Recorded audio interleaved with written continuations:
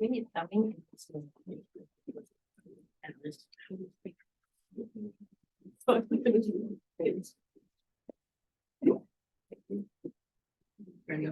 Waiting room off for your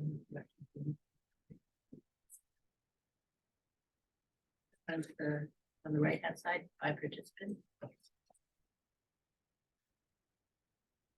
Helen, you must be the Zoom expert by now. When classes started, it was just like, oh my god, I forgot 2 things. And the I'm teaching Helen Massey, and so she's been setting up room camera here because it's easier. Like I just like give it to her. I don't even know how to do it anymore. I can do it. Yeah. It was really good. Yeah, we had when we did the EGSA meeting here, we had an error that popped up that was like, it will shut down in 12 seconds. And then like everybody stared at it for 12 seconds and watched it count down. And we're like, well. Are you recording? Yes. She didn't take her notes. I think we can probably get started now. So we've got this kind of going hybrid. I am recording the session. So if you're shy, that's okay. I can pause it, or you can send me a note with questions, but I think the camera is just aimed at us anyway. But anyway, I want to thank you for coming. So maybe a few quick introductions. I've just got a handful of slides to give some general things, but then I'm hoping that actually this can be a little more of a discussion, and with whatever questions that you guys might have. So I'm Asher Cutter. I'm a professor here at U of T in the Ecology and Evolutionary Biology department. Come on in. And also we have here Helen Rod, who's also a professor here in EEB. And between the two of us, we are responsible for running the graduate program in the department.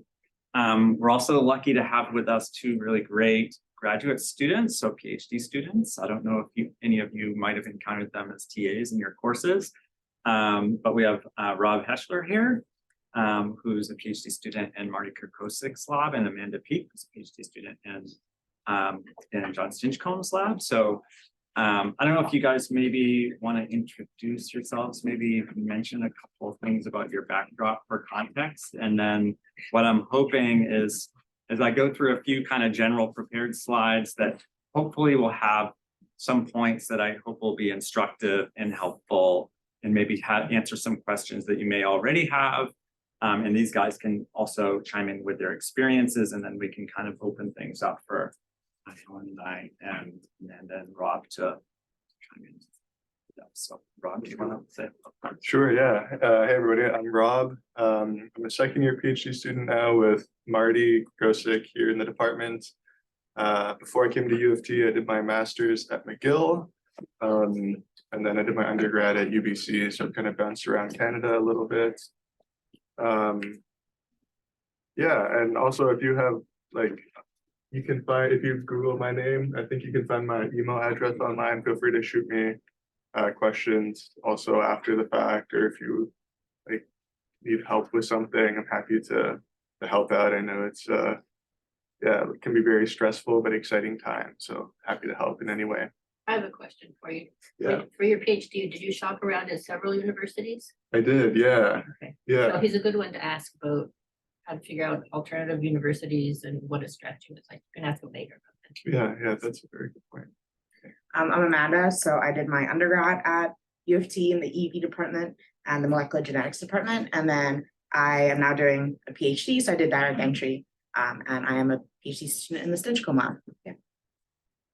Okay, great. So I think we might as well get started. So I have a few things kind of prepared that I thought would be helpful to go through. Oh yeah, you can to the side. I'm just going to stand because we have very short cables here, and I need to advance the slides. So what I thought I would do would be useful to just run through a few things that are kind of the what, when, where, why, hows of graduate school, and in particular as it relates to the EB program, because that's what I know best. Many of the things will apply more broadly than that, but so hopefully it can be useful no matter what your interest might be. So, so first off, what is the EEB graduate program? Well, one thing to know that's kind of unusual is that that unlike your undergrad, which is mostly focused at one campus at the University of Toronto, so presumably most of you guys are at the St. George campus, or some of you may be based at the Mississauga campus or Scarborough campus for your undergrad studies. Our graduate program actually spans all three. So it's a tri-campus graduate program, which means that we can draw on the expertise of over 50 different professors. Come on and have a seat. It's pretty so that means for graduate research and graduate studies, you can draw on the expertise of the more than 50 faculty that we have across those three campuses. In total, we have about 150 graduate students in our graduate program in our department, so it's pretty healthy sized. And those faculty, like I mentioned, are at the three campuses of U of T, but there are also, you may not realize, although if you've taken some of the biodiversity courses that our department offers, you may know that some of the curators at the ROM, in particular those affiliated with the natural history collection, are also professors in our department and also can supervise graduate students. And so we have a close connection to the ROM and graduate students that do their work there.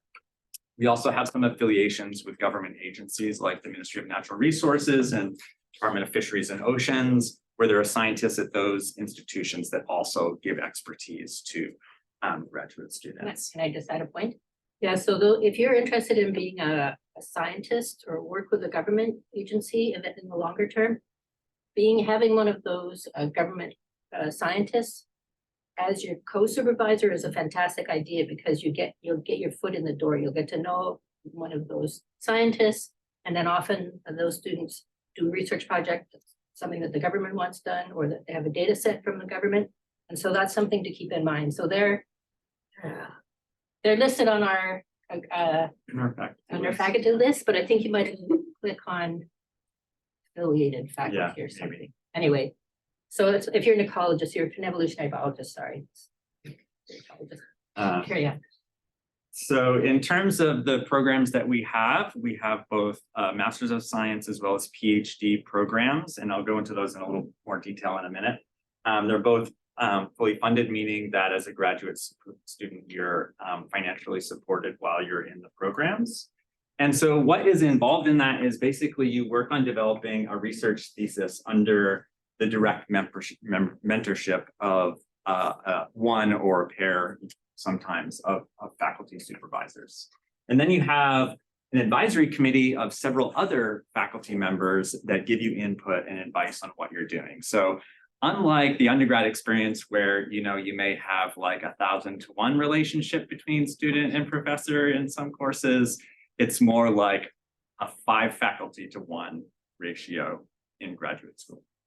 I should also point out that I think our graduate students have been really great at fostering a supportive academic culture just within themselves as well. So 150 students in a way is a lot, but it's a small enough group that they can kind of interact as like a self-contained unit.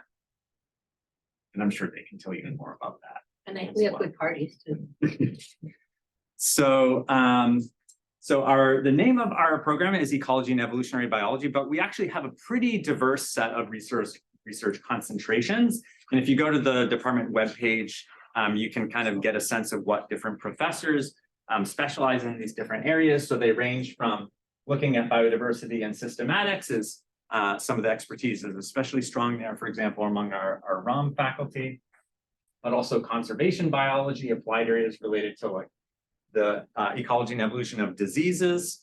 So for example, Nicole Medeo, professor in our department, studies malaria ecology essentially.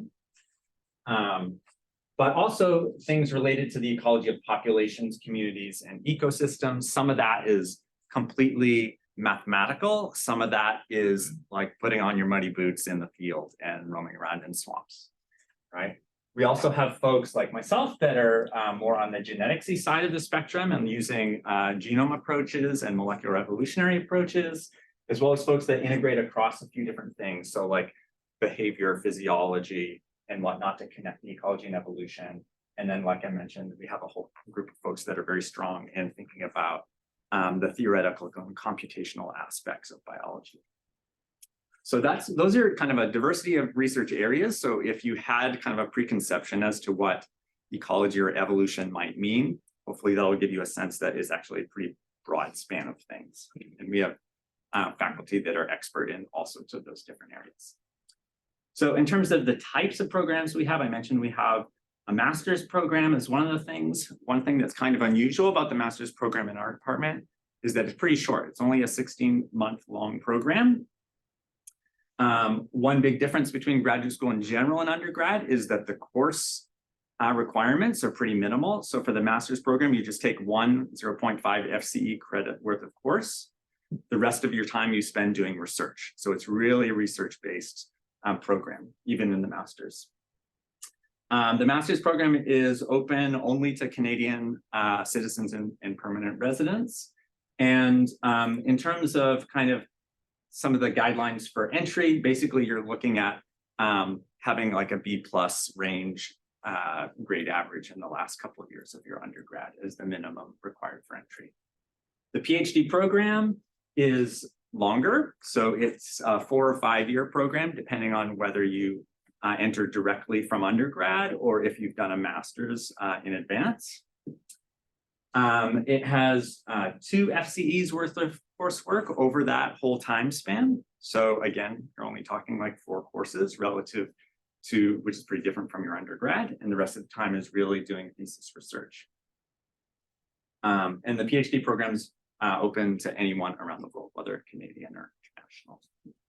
So one thing that's also, I just want to mention that maybe you already know of, but is a pretty different kind of setup than how undergrad works, is that as a graduate student, especially in the sciences, you're paid a stipend. Okay, so you have, and then your tuition kind of gets paid out of that.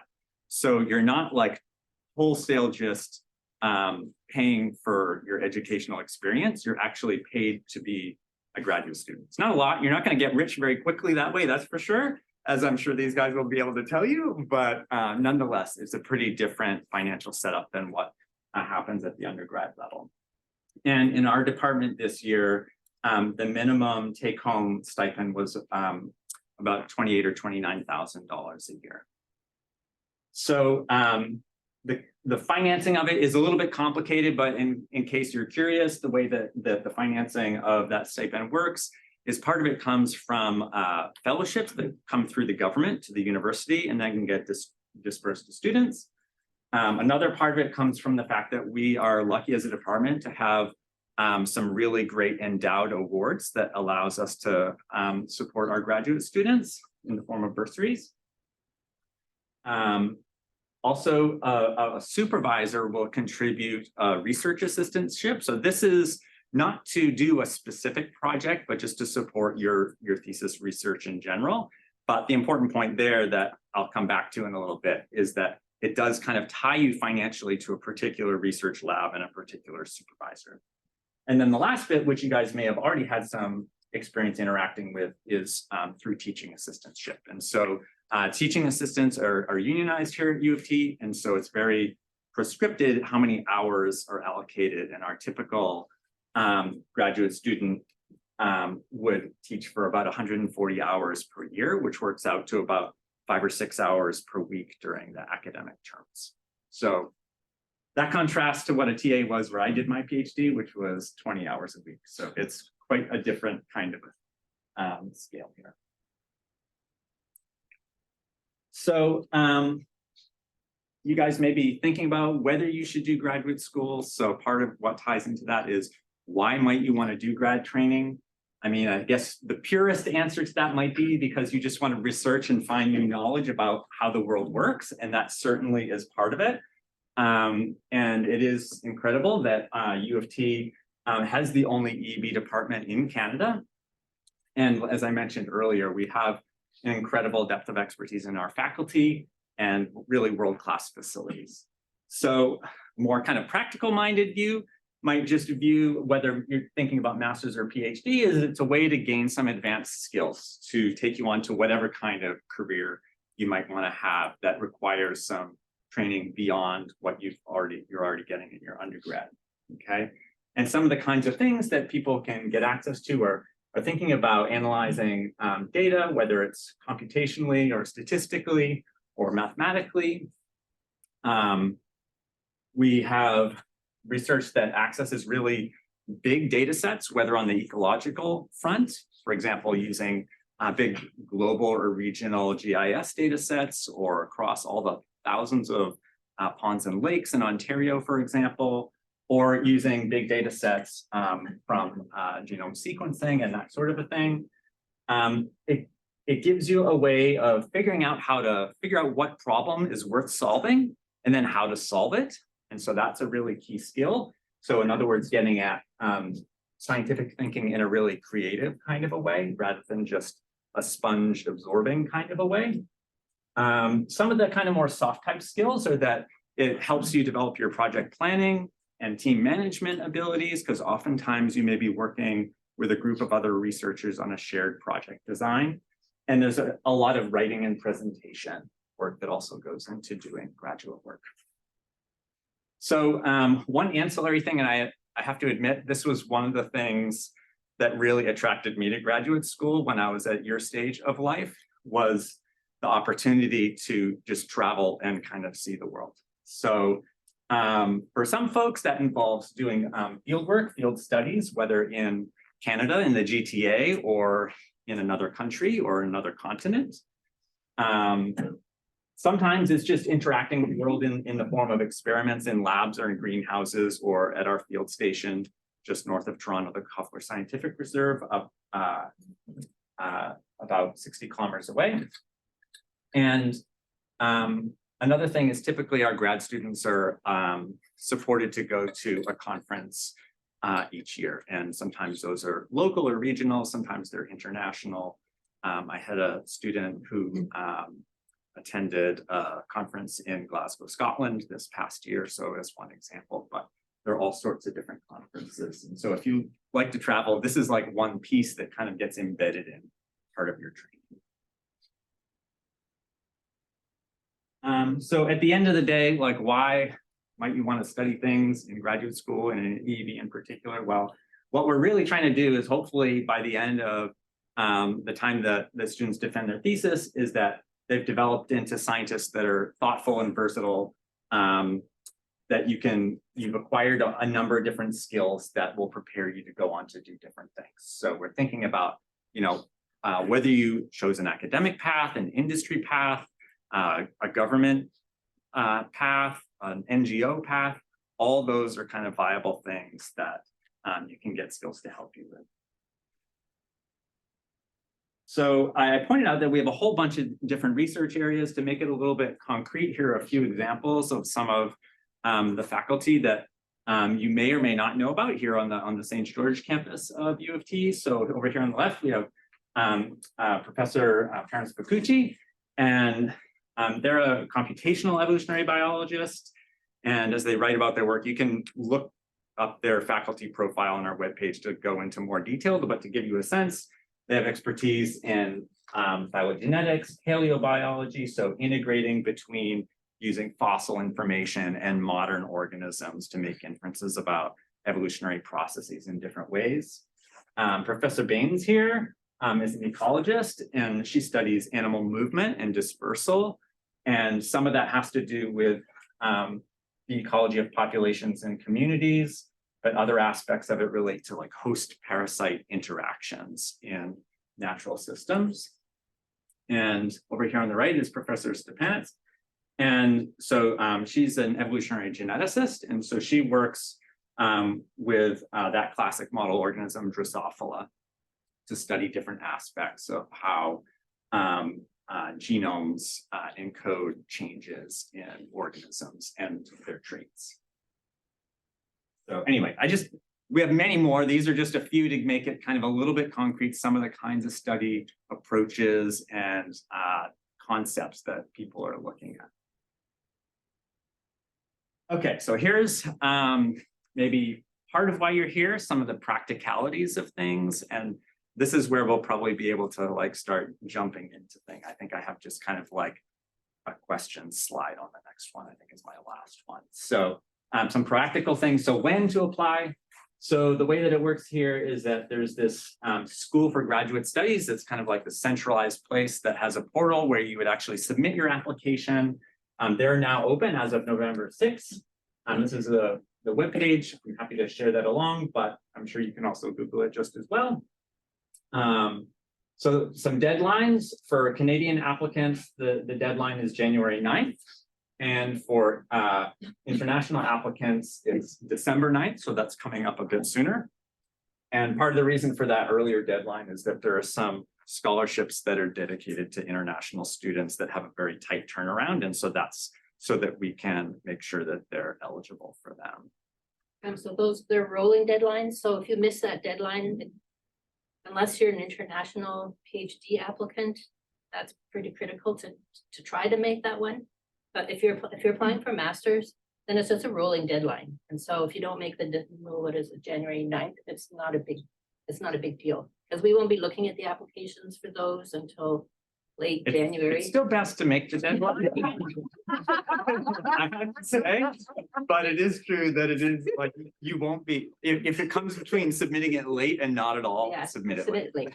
Oh yeah, and so one really important thing I don't know if you're going to say is do not pay the application fee until you've contacted professors and somebody indicates that they might be interested in taking you on. If you can't find, am I taking it? No, you can say it. I was going to get into that. But Okay, yes. so if you cannot find a professor who can support you, who's willing to take you on as a student, you cannot be admitted.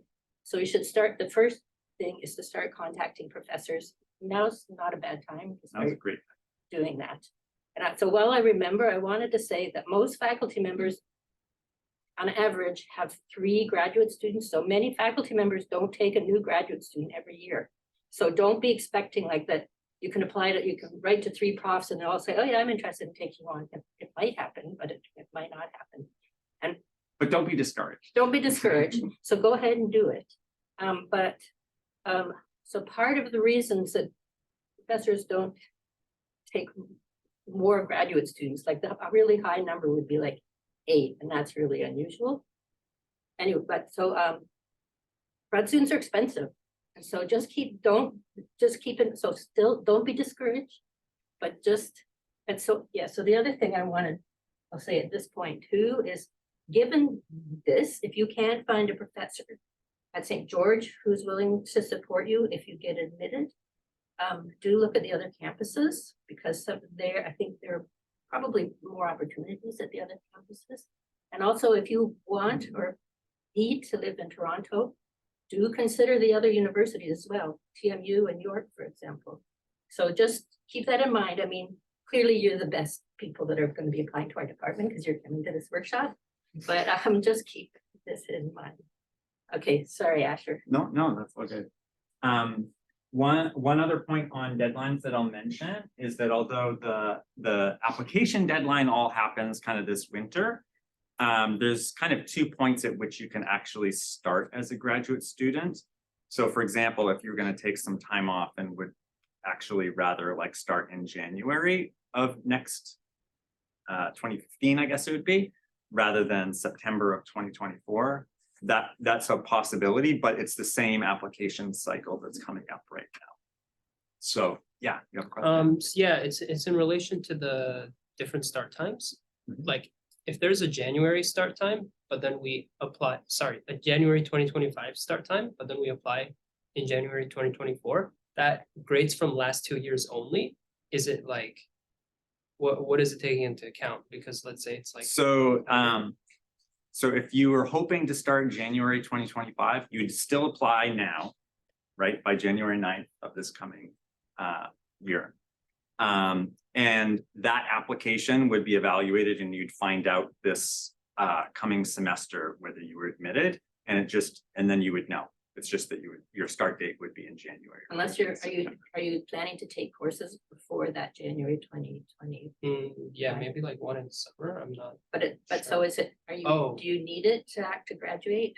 Yeah, I think so. Yeah, so we could give you a conditional admission, but we wouldn't be able to give you final admission until you actually finish that course. And so, Oh, yeah, that's fine. Yeah. So if you take a course in the summer, you can still be admitted for September. Mhm. So we just wanted, the grad office, Kitty, will just need to get your final transcript once you've completed your. Mhm. So this kind of right half of the slide is kind of flip. Oh, yeah. Sorry, what's the NSERC CGS on? Oh, yeah. So this is, Helen actually ran a workshop on this in the last few weeks. So this is most students that would apply for this, they'd actually be a first-year student in our graduate program. I think that's true, right? But So some apply for their first year and many of them don't get it, but they apply again for their second year and then they won't get it. I was one of those. If you don't think you're gonna get it, apply anyway, because Yeah, going through the application process is helpful when you're writing it again, because it's the same information that you submit twice. And then when you're writing it in your next year, then you firstly, you're aware of what the requirements are and the whole process, but then your application only really gets better, right? Because you have a whole year to not to think about it, but a whole year between when you write it and when you edit it. so you have a week to apply now. So what this is, so NSERC is our Canadian federal agency that supports natural sciences and engineering. And this is a competitive scholarship fellowship that pays for part of your stipend to be a graduate student. And it's, an impressive accolade that you can put on your CV that would look great and also helps kind of financially. That's basically what it is. So I would encourage you to check that out. So this right half is kind of related to fleshing out some of the things that Helen was kind of pointing a few minutes ago. And that has to do with, this question of how do you apply? So what does it actually entail? Because applying to graduate school is a bit different than applying for undergrad. Undergrad was just your high school grades. And if you met some cutoff, then you get in or not, right? And that was it.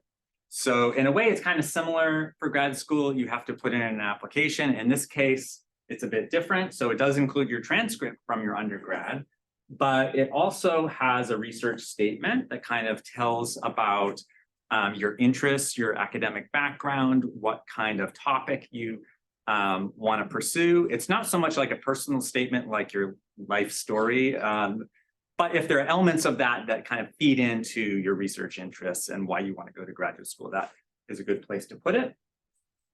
But it's kind of like, your background and motivation, okay? And that's also a place where you would mention by name particular professors that you're hoping to have as a supervisor, usually 1 to 3 people you might mention. And those are people that in advance you should contact, as Helen was saying. So that's kind of this bit here that I'll get to in a second. So one thing we have these master's and PhD programs in ecology and evolutionary biology. You don't need to have gotten an undergrad in EEB. It's actually the rare university that has such a thing. So for my undergrad, for example, it was a general biology department, a small university, and there was maybe the equivalent of EEB 324, and that was it for ecology and evolution that I got in my undergrad. So the point is that pretty much any science or biological major of study, program of study is okay. It is really an advantage and advised to have had some prior research experience. So that is pretty important. So there are a number of ways to do that. There's the ROP program, our 4th year and 3rd year research project courses. So this is doing a research project for course credit. There's also summer research fellowships like the NSERC USRA, and there's a few others as a Global Change Summer Research Award and a couple of other things. So that's really valuable, both from your perspective, to see if research actually seems like fun and worth pursuing as something to go into more depth with, but also from our side, from the admissions standpoint, because it shows that you have some capacity and experience in doing what you would actually be doing in graduate school. Another piece that you need to have for your application are letters of reference. And so that ties into this prior research experience, because if you do a research project as an undergrad, there's a prof that gets to know you pretty well, right? Like you'll have to do presentations, you'll meet with them one-on-one, you'll attend lab meetings, you'll write project reports. all those things mean that a professor gets to know you really well, much better than in like a course of 30 or 50 or 100 students, where there isn't a lot of detail that they can speak to about your how great you are, right? I'll add one point to that. So if you do not have research experience, you want to apply for the coming year, what I recommend that you look into is if there's a TA from a course that knows you pretty well, so maybe if you took animal behavior and you did a research project or something, ask the TA if they'd be willing to write a reference, and then ask the professor if it would be okay if the professor writes sort of the skeleton, like sort of the outline of the reference, and then they paste in the TA's comments as well. If you don't know a professor to ask, but so don't give up if you don't have any of those other things. You need to have both the TA be willing and the professor to be willing, but I've done that quite a bit with students. So as we've kind of mentioned in a couple different ways, another kind of key thing about grad school is that it's a kind of different relationship that you have with faculty. So they become your supervisor and mentor, and it's much more of like a one-on-one kind of educational relationship in a way. And so because of that, and also because of the financial thing where they off of their grant are supporting part of your stipend, they're essentially vouching for you, right? And so what you'll want to do is contact some faculty that you're interested in advance. So that means like now, basically, in the next, between now and the winter break, essentially. And the way that you can go about doing that is you can check out faculty research profiles. So on our departmental webpage, we list every faculty member and a description of their research. Most professors have an individual faculty page that they curate themselves that has even more details. And so you might reach out to a few different potential supervisors, try to hone in on the things that seem most exciting to you at first. And like Helen said, like some folks may not be taking on new students in a given year. And there are many reasons for that have nothing to do with you and your virtues. So don't take it as like a personal affront, right? So it may be that they're going to be on sabbatical. And if you're applying to do a master's, they're going to be away and so won't be able to effectively mentor you. It could be that they have already allocated all their plans for their grant funding to existing students. It could be actually that they're in the midst of retiring and so won't be taking new students, right? Another thing to keep in mind is that it's non-retired tenure stream faculty that can take on graduate students. So if they're a teaching stream faculty member or lecturer, they cannot be the primary supervisor of a graduate student. So on the EEB, if you Google EEB people and then faculty, the professors are supposed to have on the website listed if they're taking students or not taking students. But I think some faculty forget to tell somebody to change it to not taking students, they're not taking students. So most of the ones that say taking students would be taking students. Oh, and there's advice on the EEB admissions website about what to put in the email to the professors when you're asking them if they're taking it. I would still ask them, are you taking any grad students this year? And what to tell them. And so I think there's more advice there, but so you want to tell them a bit about yourself, this much maybe, and then why you're interested in their lab. And so they want to know, don't just say, I'm really interested in ecology, like that. Or not dear sir / madam. Yeah, and like the pace that could have gone to like anybody in the universe. My beloved, those are the ones for sure that I know. Anyway, so this year I've had at least one student write to me and say, I read your papers, I'm really interested in, and then they said something that wasn't relevant at all. So don't just be like reading the title of the papers and say, I'm really interested in doing this. Like you have to read the paper or at least abstract, right? If you Google also like sending email to, I don't know, potential supervisor, there's a bunch of resources.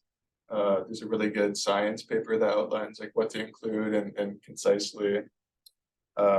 And also don't be disheartened if you don't hear back immediately. Yeah, like, you won't. Yeah. Actually, you can follow up, give it like a week maybe, and then you could follow up, just being like, hey, just following up on this. For context, I started my PhD in September 2022. So I was reaching out around this time in 2021. And I had a potential supervisor get back to me like 2 months ago.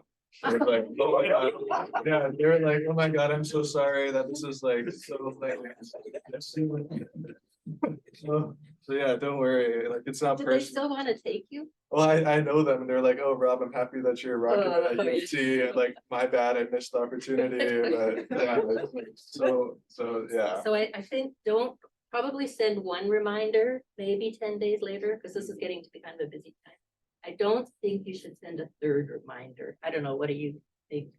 I don't know. I mean, professors are idiosyncratic folks. Yeah. And, So some of them might get a little bit annoyed if you said, but I mean, but sometimes we Others get are so like- many emails so that it's okay. we just lose them. Yeah, so Yeah, so that's all good. One last thing on here is there's like more details fleshing out like how to do all this and stuff on both our department webpage. There's like a thing for how to apply, and you can look there but the portal is actually through the School of Graduate Studies. There's a link and there that should be a takes you link to that on I will mention there is a fee that SGS charges.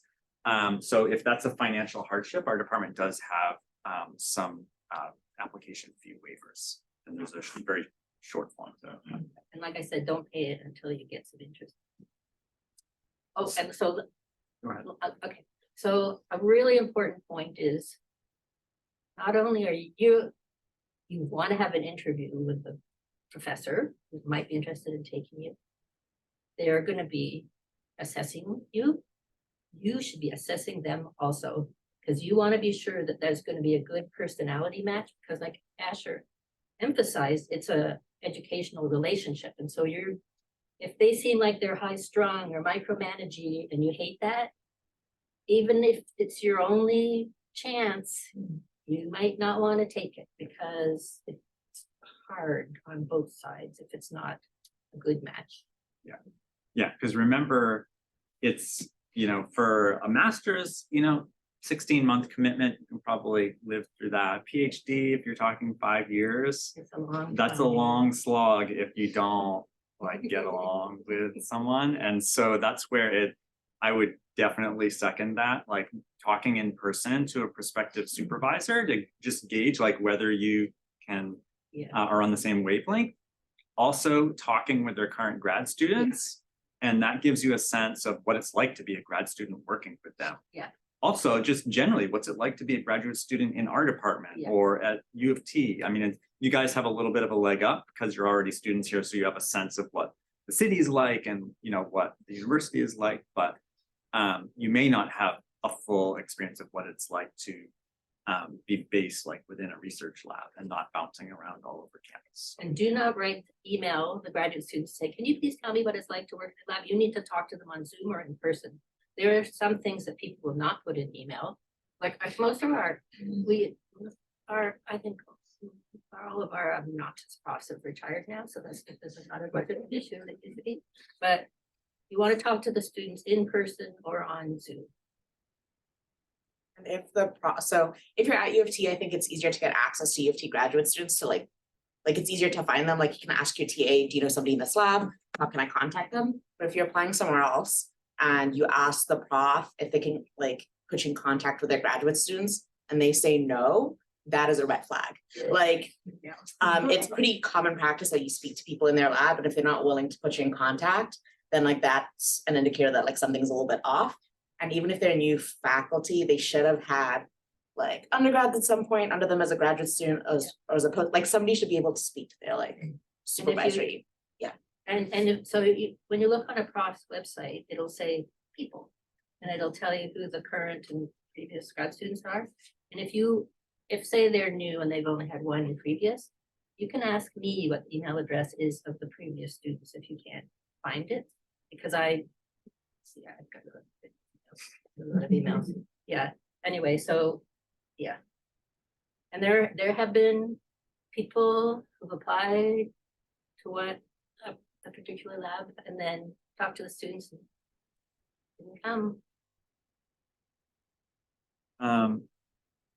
So that's all I've got for kind of prepared stuff.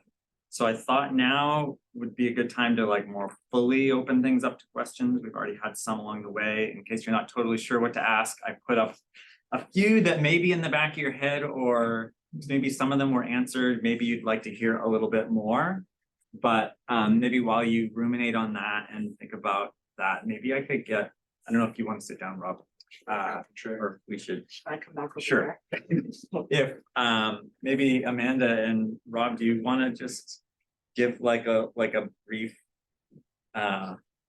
autobiography of like how you kind of decided to like apply to grad school and like what that involved from your perspective? Yeah, so as I said, I did my undergrad at EEB. So I guess like I'm first gen, so like my parents didn't go to like undergrad or at like grad school. So I spoke a lot to like grad students that were in the labs that I was in as an undergrad research project, and like that really helped. So I was in Asher's lab for a little bit, and then I also did I spent some time in Stephen Wright's lab. So that was really helpful to like kind of decide like whether I wanted to go to graduate school, what being a grad student even is. Like I think at the time when I was like, I heard about graduate school, but I don't know what it is. That's a really good thing to like start there and ask. And then I guess the reasons why I wanted to go to grad school was I was enjoying the research projects that I was doing. And then when I thought about the kind of jobs that I was interested in, I think a lot of them like required you to have some kind of graduate degree. I applied to U of T, but I also applied to other places. I did do direct entry at U of T, but when I first started my application process, I was applying to PhDs elsewhere, but thinking of really only doing a master's here because I did my undergrad here. But when I spoke to the profs who I was interested in and the kind of projects I was interested in, they kind of indicated that like it might be easier for the type of projects that I was doing to do a PhD just because they were like relatively big projects and took a really long time to set up.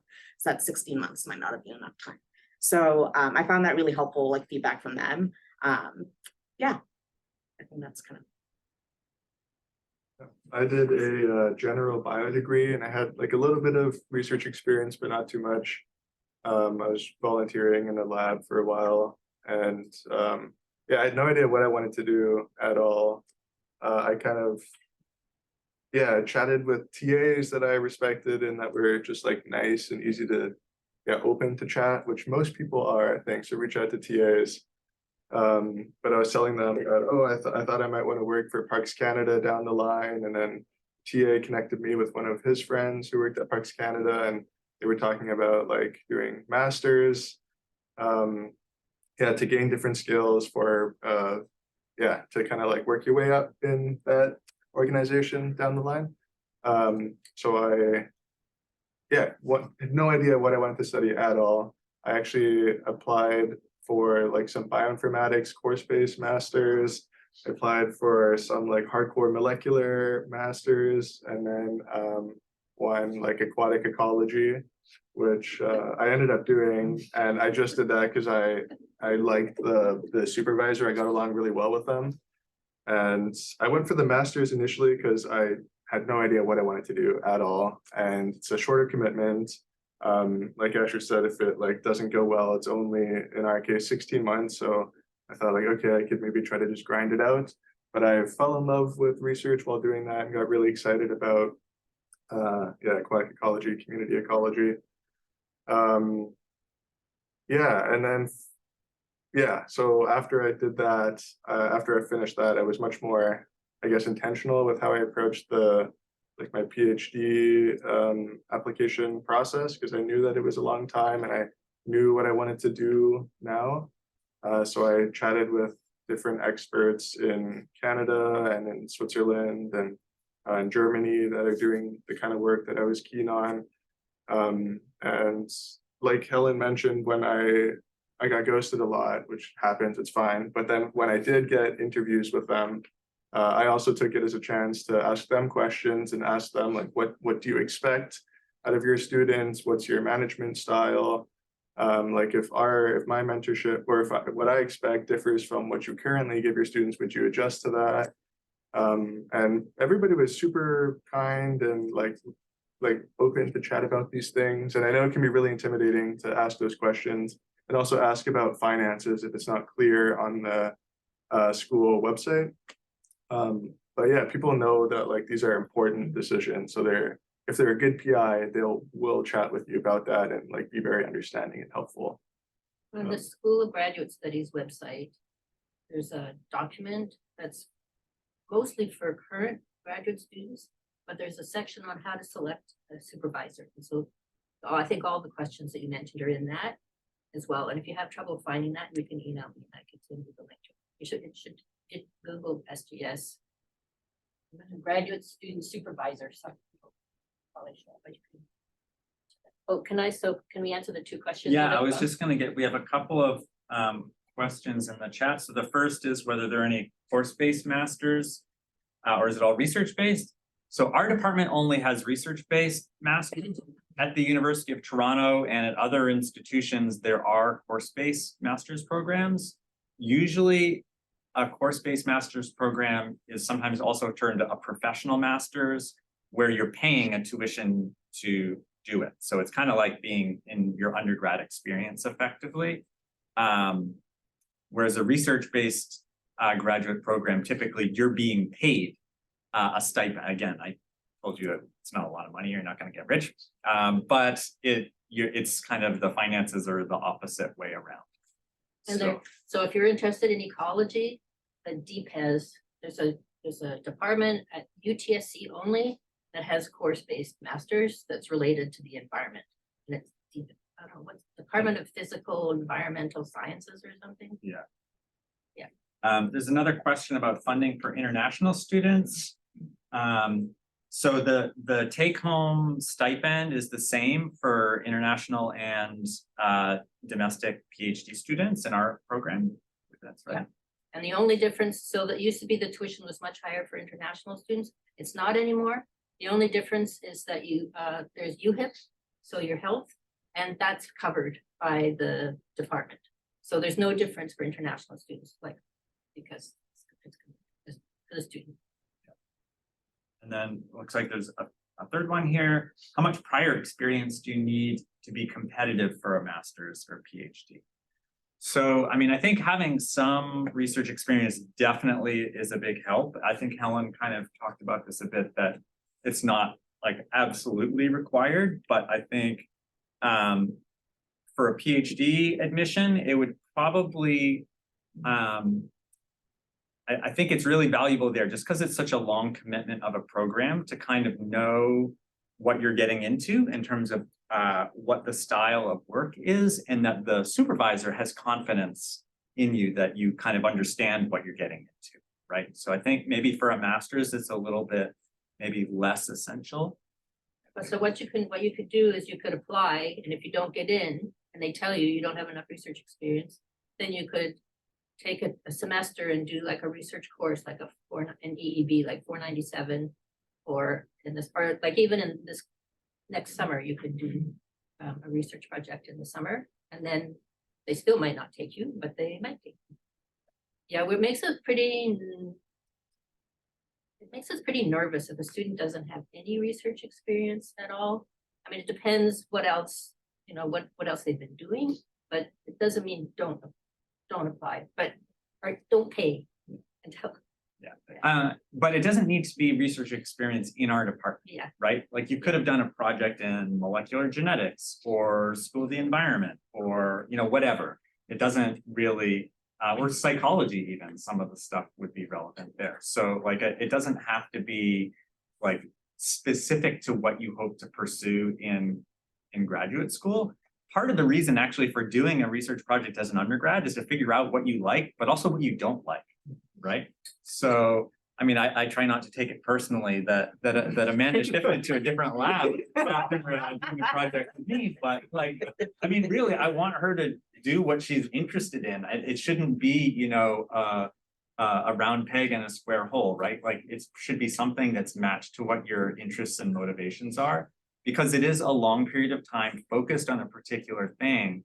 And so you really have to be self-motivated and personally invested in being successful with it. You don't have a lot of external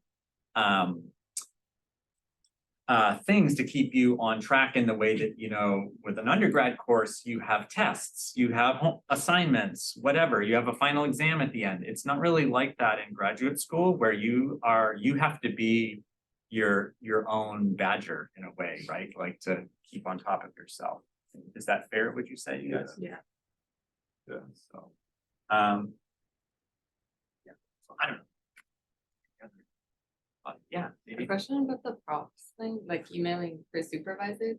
If I email however many props, let's say 8, and 2 of them just express interest, but not specifically like, yeah, we'll take you. I put them both in my application and then I decide. Yeah. It's professors know you're supposed to be shopping around. Do not be embarrassed to tell them. Okay. I'm also considering blah, blah, blah. Okay, but then I get to pick after the, like, if the application gets accepted. Yeah, I mean, You can it's have- usually a mutual kind of thing, right? So it might be that person A has like 3 great candidates, of which you're one, Mm. right? And person B has you alone, and you'd be a great match for both of them, right? And so it may be that, you know, they talk to each other and kind of decide, well, it would be great to have Nadine in our program. So one way or the other, we should get her, and if it goes to person B instead of person A, then.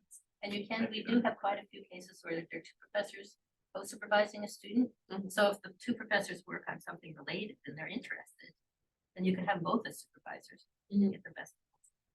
Okay, thank you.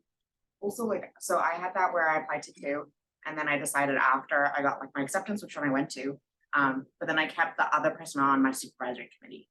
So like, you can do that as well, like, They won't be mad at you. yeah. Okay. And sometimes when you apply to multiple profs and then they ask you, like, who else are you applying to? I had like somebody else that I applied to at a different university. My supervisor got really excited that I applied to them too, because I think they were just like, oh, that person's research is really cool. So they know that like you're looking in the same area, but different places. So yeah. So we do projects and field courses, but the courses are very short. Would that be an appropriate prof to ask for a reference? Yeah.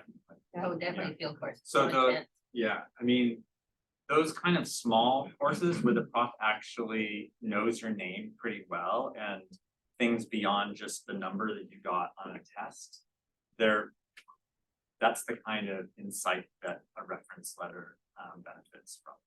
And also you get a bit of research experience. Yeah.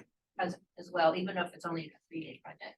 But at least another bit of research. What exactly counts as a research project? So, I mean, in the kind of the simplest way, if it's like a project for course credit, so like an ROP 299 or 399, or different departments have like our department, the course code is EEB 498. There's a similar one in CSB and in molecular genetics and in psychology and in anthropology and whatever else.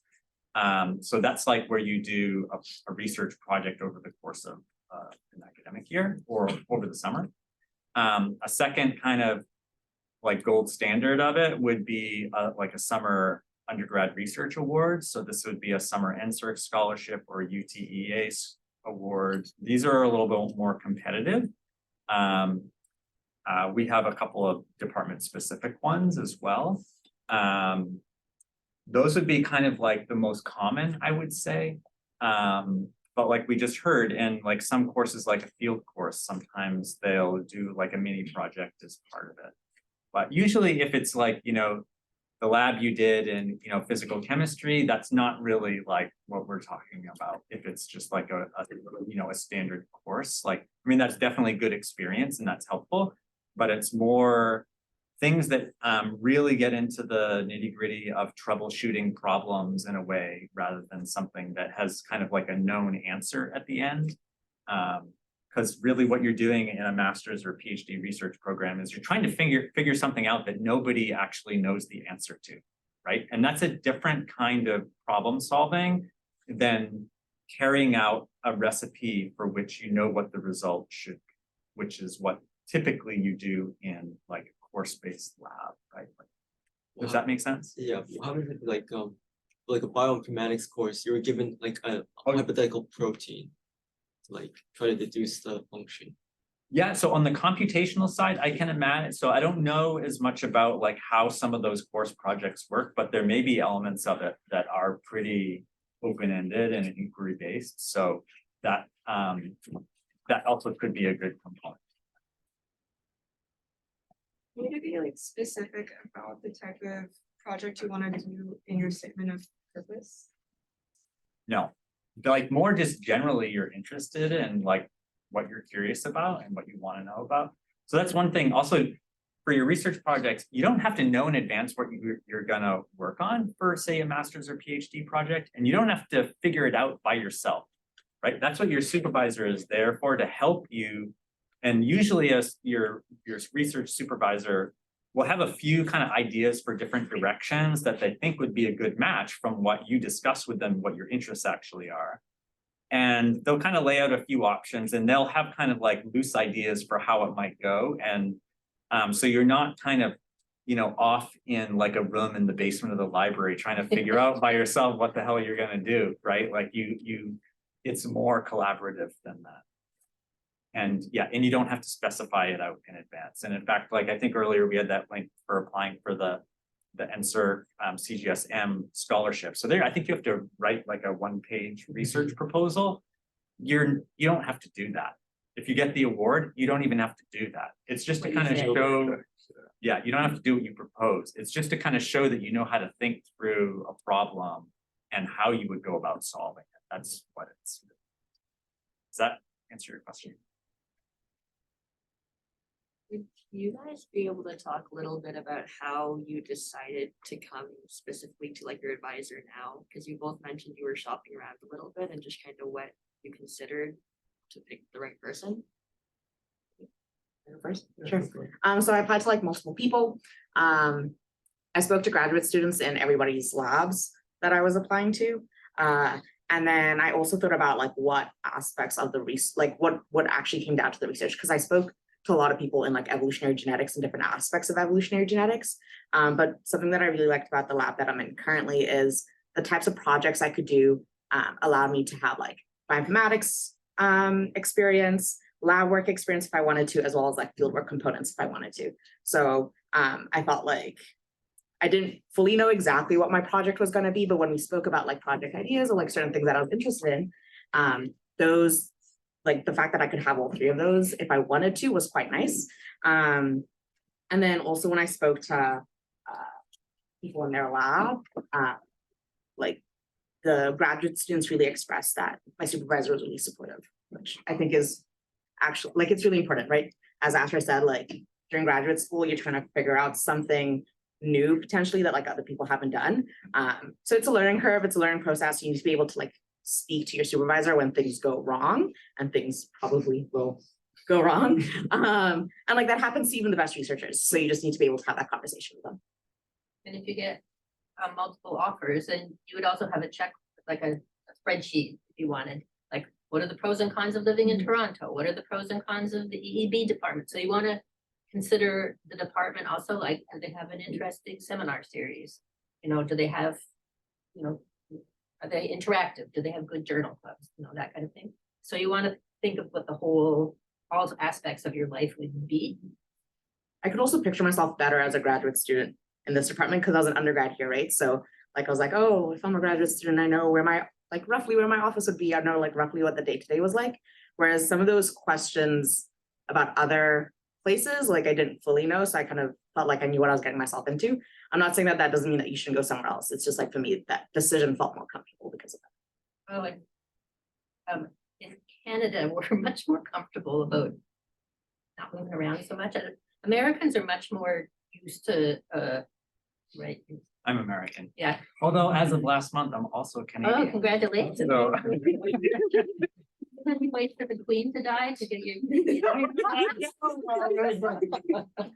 I can tell a story about that, but Okay, so in the US, there's much more of a tradition of moving to another university to do a PhD. So I don't know if the Canadians are just boring or shy or. no, well, I mean, We don't it's, have as many big universities. So yeah. like in the US, there are a lot more options. But so you do want to apply to the US, and you might want to talk to me later.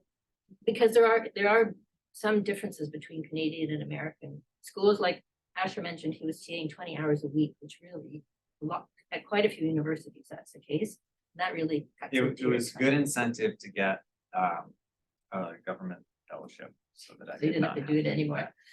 Yeah, and so the funding, how the funding varies a lot among universities, like our tuition wavered all the way through, how much do TAs get paid? So there, I mean, there's sort of things like that, that you don't want to have. Good students wouldn't really care that much they get paid, but I mean, that there's some other things about your life that you want to consider. So we are just after 12, or sorry, just after 1. So I know some of you may have other commitments, so you shouldn't feel trapped here, but that said, I'm happy to stick around for a little bit longer if there are other questions. Yeah. Is it disadvantageous?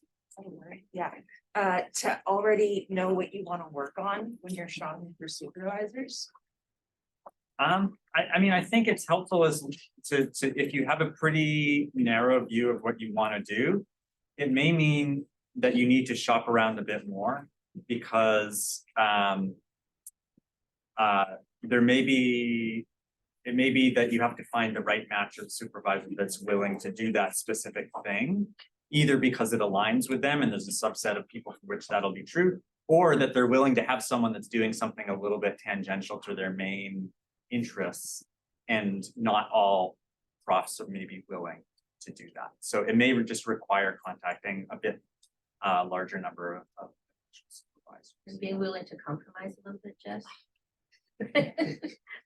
You had a question too? Oh, yeah, so I'm in 3rd year, and so like what like advice or things would you recommend that I sort of like focus on and work on and try and get done, or like, you know, like field course I apply to before I get into 4th year and I start actually looking at this a bit more? Awesome that you came when you're in 3rd year. So for sure, do research course like EEB 498, and then you'll take 488, which is the accompanying half course that you'll have to take as well. Try to see if you can apply for an summer NSERC at UTA, so you can get research in the summer. And then that sometimes in some cases, those projects can be extended into the 498 if you like the prof and the project is going well. Ooh, okay. And So then some students do multiple research projects. Like I've had students do a 2nd year research project with me, and then like a summer fellowship, and then like a 3rd year research project. And then it was kind of like, okay, you should probably experience another lab. So like do your 4th year, like they got really into research. This guy's now a prof at the University of Kansas, actually. Wow.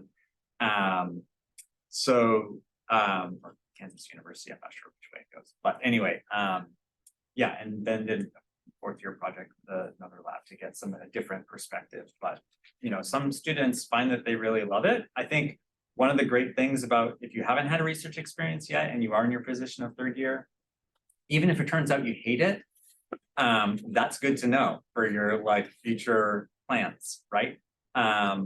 Or even if you're ambivalent about it, like U of T is the best research university in the country. And so it's like this value added just perk of your education that you get exposure to by having done your undergrad degree here. That's like a kind of cool thing to have experienced, right?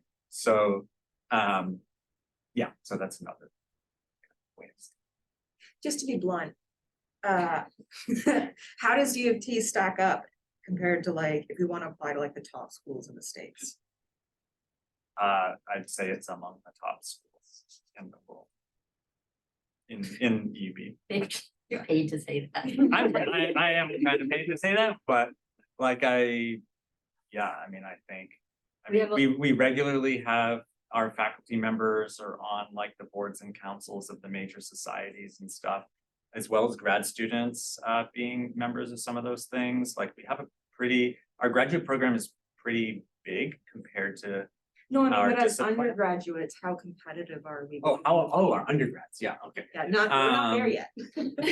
I would say, yeah, I mean, I think especially if you're gonna go in the discipline of EEB, like most universities do not have the depth and breadth that you can get in this subject.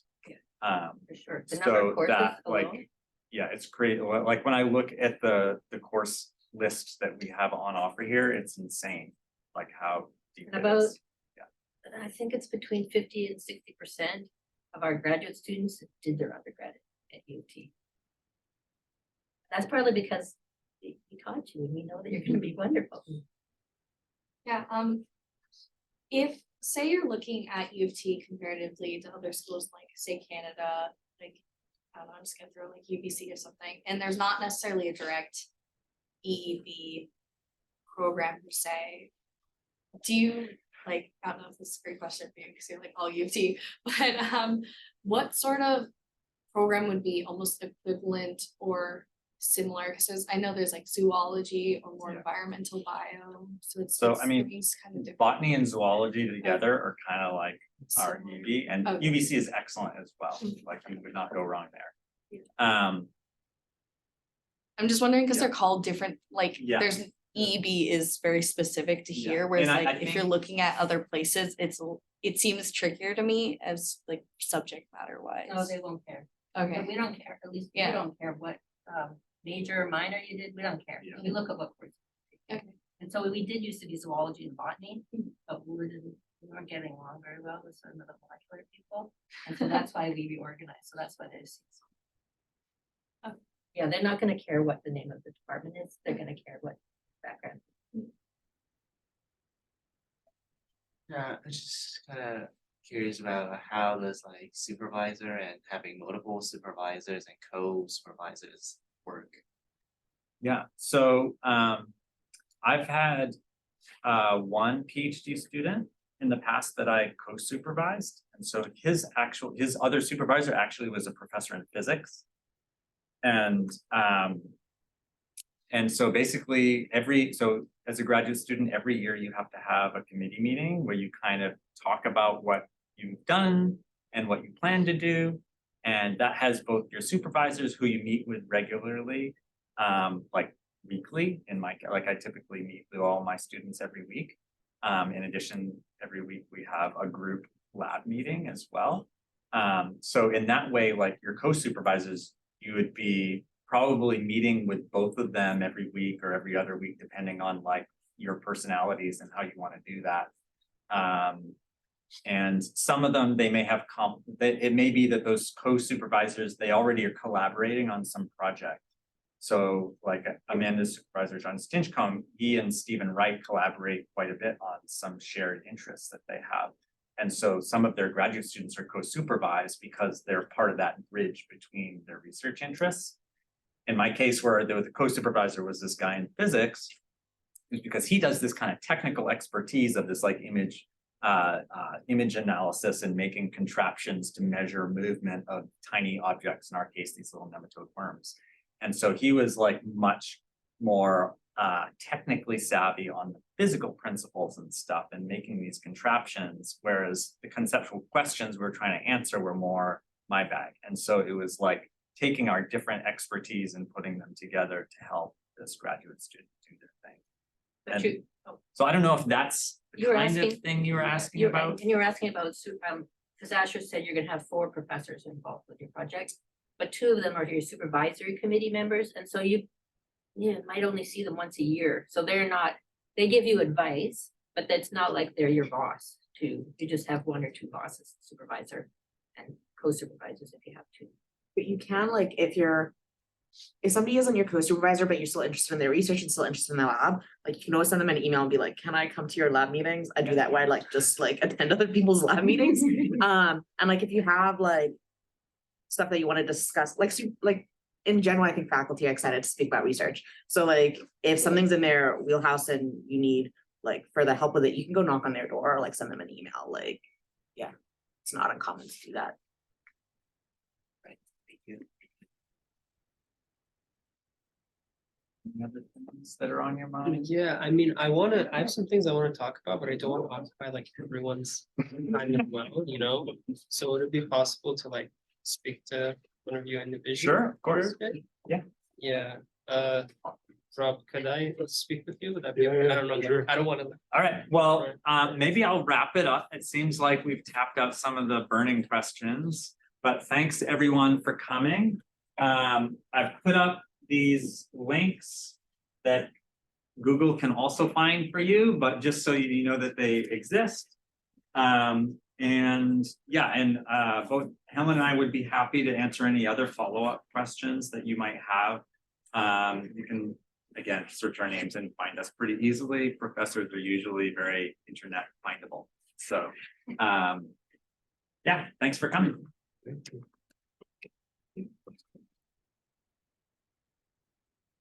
Just like. Yeah. Oh, No, I love it. You weren't mind, I have some, Yeah. Oh, yeah, sure, I mean, I just wanted to. Yeah, Robert. First, yeah, I just wanted You to. would like to go? Yeah, If you send me- so basically, I'm like Yeah. still one I'm like, Yeah. Just right now. okay, yeah, I just feel like needs to be a professor, like higher listen. Sure. So, great. Yeah. Don't know what I'm listening. Yeah. Don't know what I'm like. Like, what are you gonna be at this? I know.